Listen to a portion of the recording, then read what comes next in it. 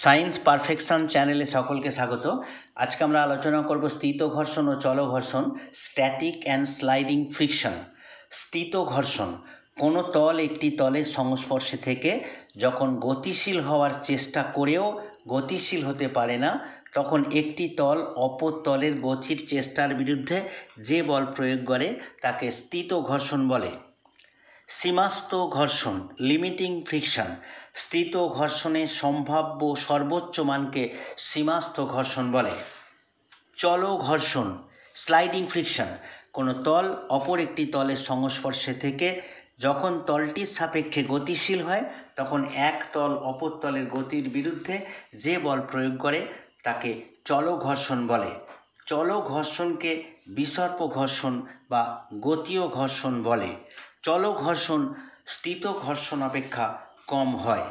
এখানে চিত্রে চল ঘর্ষণকে দেখানো হয়েছে একটি বস্তু, তার উপর একটি অনুভূমিক বল পি প্রয়োগ করা হয়েছে।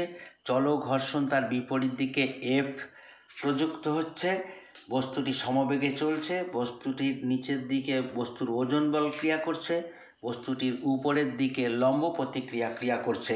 এখানে যে অনুভূমিক বল যেটি প্রয়োগ করা হয়েছে P is not equal to F, P এবং এফ সমান নয়। ক্লাসটা ভালো লাগলে একটা লাইক দেবে, চ্যানেলটিকে সাবস্ক্রাইব করবে। ধন্যবাদ।